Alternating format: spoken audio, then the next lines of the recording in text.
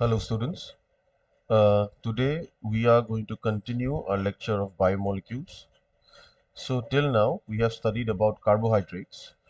Now we are going to study about proteins. Okay, what exactly are proteins? Now proteins are basically made up of amino acids. They are made up of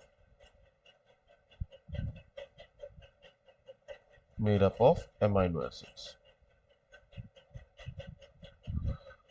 Now what exactly are amino acids? Amino acids are basically substituted methane. Okay, so in NCRT it is given like this, that it is nothing but substituted methane.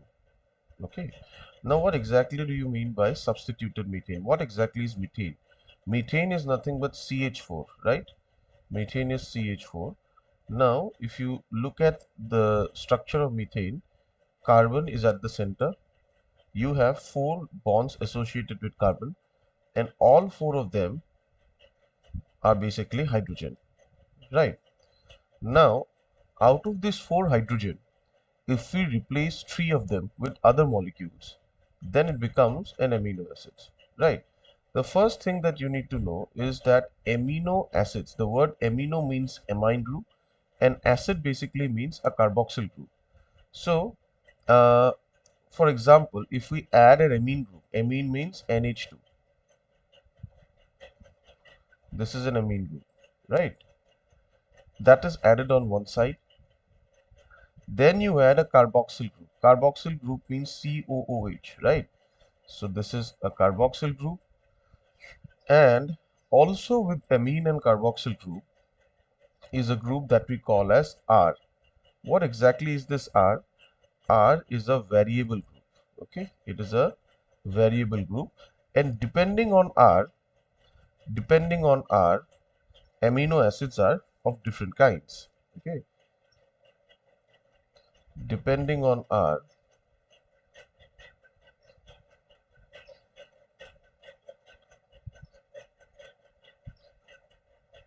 amino acids are of different types. Okay, now uh, if R is simply hydrogen, okay, if R is simply hydrogen, then what will the amino acid look like? The amino acid will look something like this, okay, wherein you will have a carbon, okay, you will have a carboxyl group, you will have an amine group, you will have the default hydrogen, which is this one, right? And along with this, you're going to have R group, right? And R here, what I said was that if R is hydrogen, then this is the entire amino acid. Okay, and this particular amino acid is known as glycine. This is known as glycine. By the way, the carbon at the center is known as the alpha carbon. Okay, so this particular carbon, okay, the central carbon is known as alpha. Okay, alpha carbon. Okay, proceeding forward,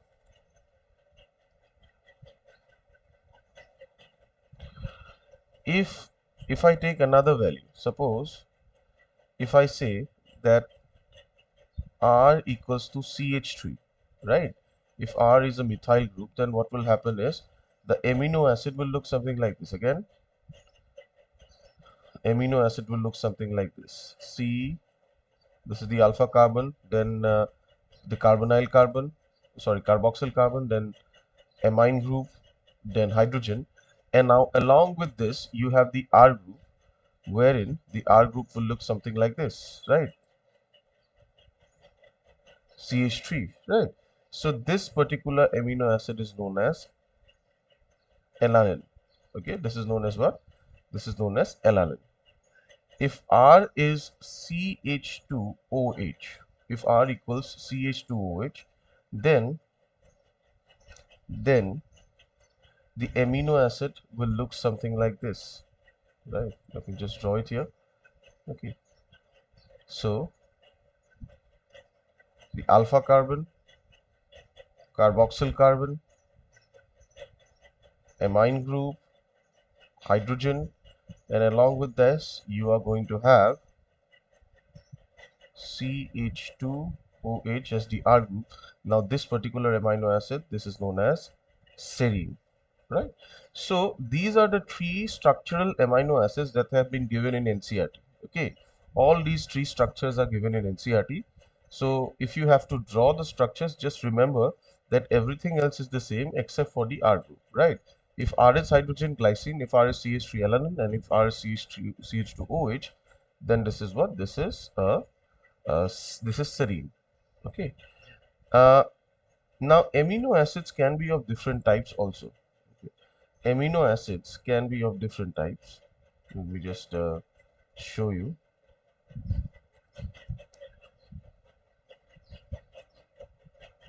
types of amino acids. Okay, types of amino acids. Now amino acids can be acidic amino acid. Now when you have an acidic amino acid, it may develop a negative charge, right? It may develop a negative charge. Okay, when does this happen? When if the R group, if R group contains COOH, right, then the amino acid may be acidic. Okay, examples very important. Okay, examples for acidic amino acid includes glutamic acid. Okay, glutamic acid again very important for exam purpose because somebody is going to go, just a second please. Okay, glutamic acid, this is an example of acidic amino acid. Then you have basic amino acid. Okay, basic amino acid essentially carries a positive charge. This carries a positive charge. Now this happens when the R group mainly carries an NH2. Okay, this is when basic amino acid takes place. Now examples of basic amino acid includes lysine. Okay, basic amino acid includes lysine and arginine. Okay, lysine and arginine.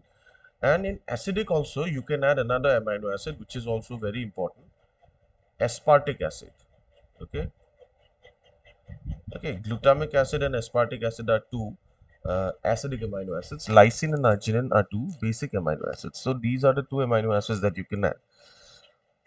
Moving on, then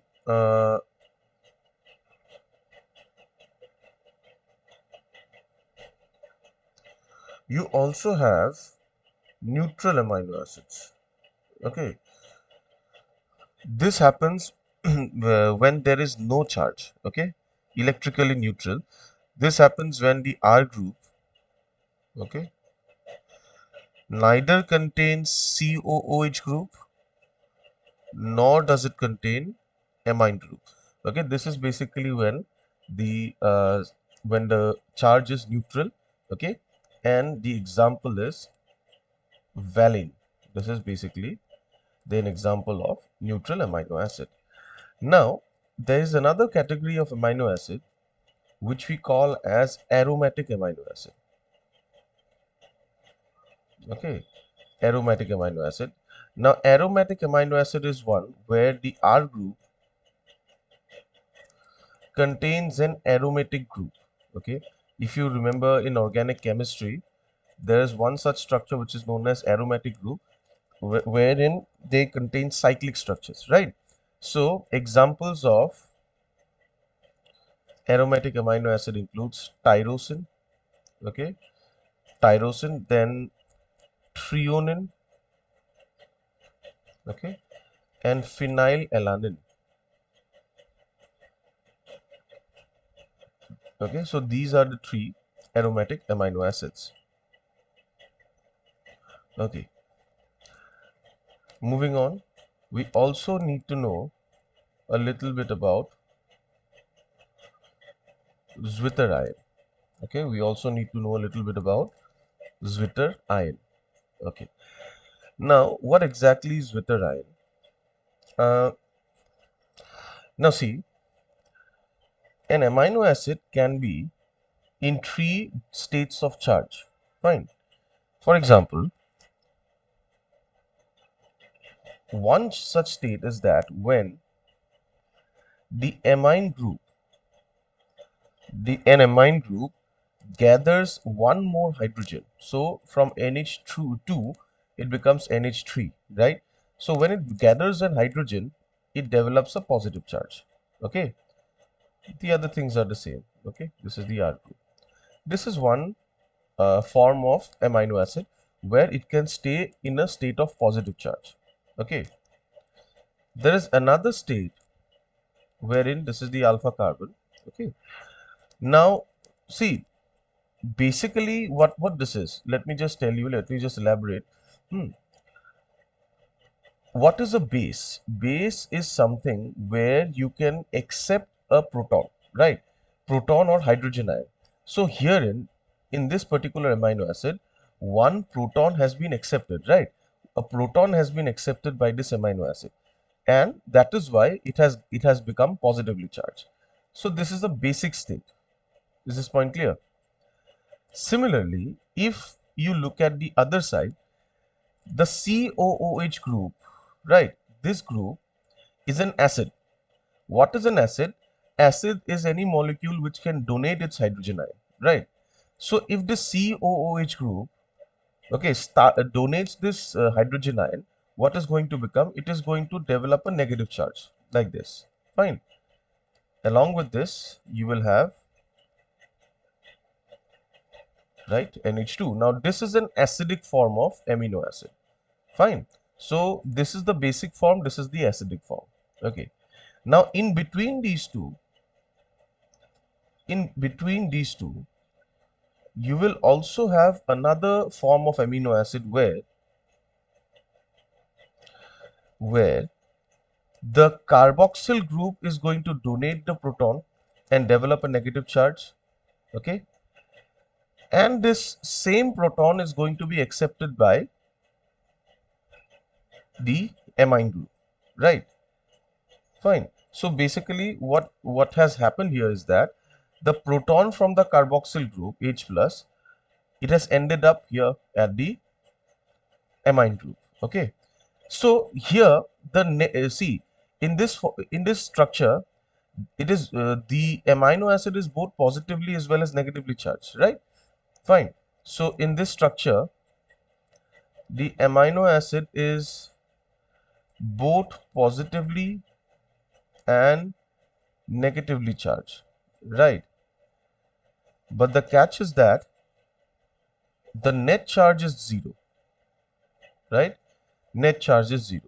Such an amino acid which has both positively and negatively charged uh, entities, but the overall charge becomes zero.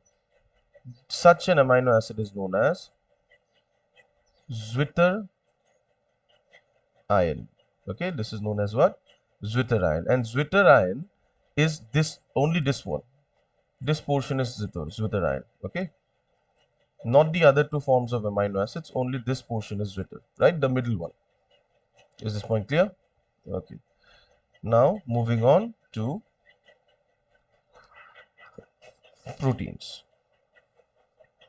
Okay. So if we look at proteins, okay, if we look at proteins, what exactly is a protein made up of? What exactly is a protein? Proteins are nothing but polymers of amino acids. Okay, they are nothing but polymers of amino acids. Fine. Now, basically, it all starts when one amino acid, okay, suppose this is amino acid 1, okay, there is another amino acid which is known as amino acid 2. These two amino acids forms a bond with each other. Okay, okay, then this particular bond, very important, this particular bond is known as a peptide bond. This is known as what? a peptide bond. Okay. Now let me just elaborate how this peptide bond looks like. Suppose this is one amino acid. This is the alpha carbon. This is COOH. This is NH2. Okay. This is the R group, and this is H. Right. So this is amino acid 1, suppose. Okay. Now this is another amino acid. Okay. NH2. Right. This is amino acid 2. Now the peptide bond is going to get formed with this carboxyl group and this amide, right? So let me just rewrite this. Let me just rewrite this carboxyl group. Okay, this carboxyl group COOH can also be written this way, right? Let me just show you. C double bond O OH, right? COOH. This is basically the carboxyl group. Okay, this amine group can also be written this way, right? This amine group can also be written this way. Okay. Now what is basically going to happen is that the OH from COOH, okay, and the H from amine group, okay, they will together form water molecule and they are going to escape from the amino acids. Okay. As a result, what is going to happen is, that there will be a bond between C and N. All right. So basically, what is going to happen is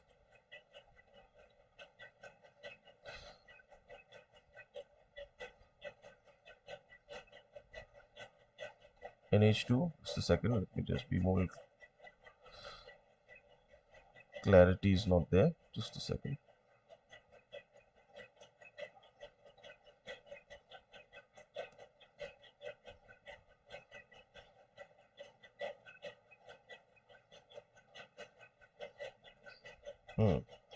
So this is basically the OH of the CO has gone. Okay, it has escaped.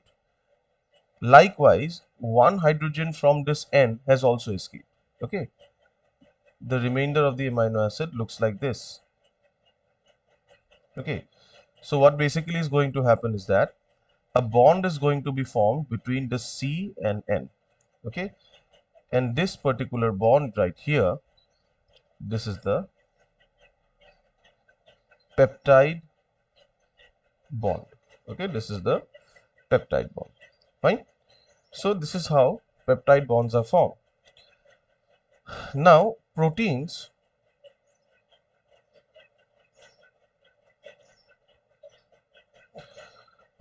can be arranged in 4 structural levels. Okay, it can be arranged in 4 structural levels. Okay, number 1 is the primary structure. Primary structure. Now what exactly is a primary structure? When you have a long chain of protein, okay, when you have a long chain of protein, and this protein is made up of what? Amino acids. Suppose this is amino acid 1, okay, peptide bond amino acid 2, peptide bond amino acid 3, amino acid 4, and so on. Okay, so this amino acid, this chain of amino acid has resulted in this long chain of protein, amino acids, right? So this is basically the primary structure, where it is nothing but a long chain. Now one end of this primary structure is known as the N terminal, the other end is known as the C terminal. Why? Because on one end you will have the amine group free, and on the other hand you are going to have the carboxyl group free. Okay, so this is why one end is known as N, the other end is known as C. Okay, now primary structure is followed by secondary structure. Now what basically happens in secondary structure is that this particular protein chain that we talked about, okay, it undergoes folding. Okay, it undergoes folding this way. Okay, and eventually it forms a helical structure. This helical structure is known as alpha helix. This is known as what? Alpha helix. Alpha helix is a right-handed helix. Okay, it is a right-handed helix. Fine. Now, there are a lot of examples of alpha helix as well that you need to know. Okay. Uh,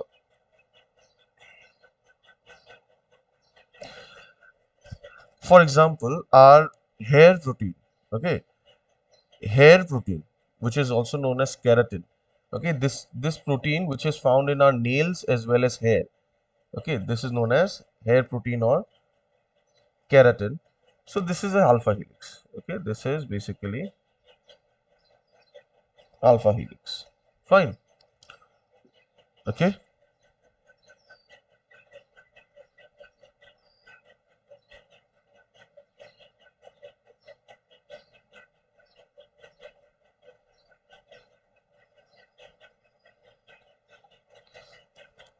Okay. Moving on.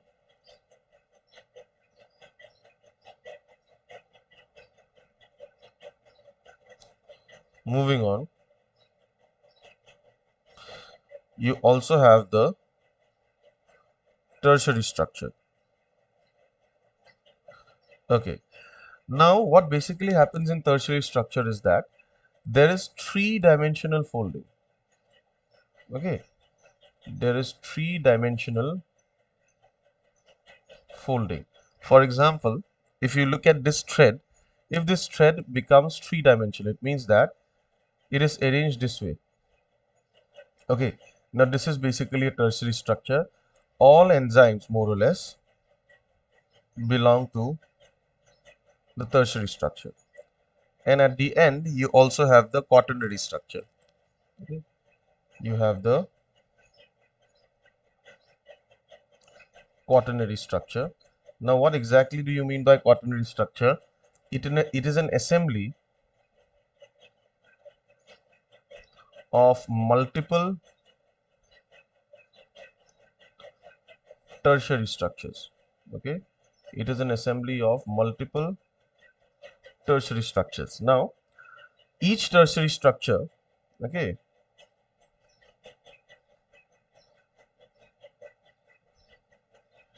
each tertiary structure is known as a subunit. Is known as a subunit.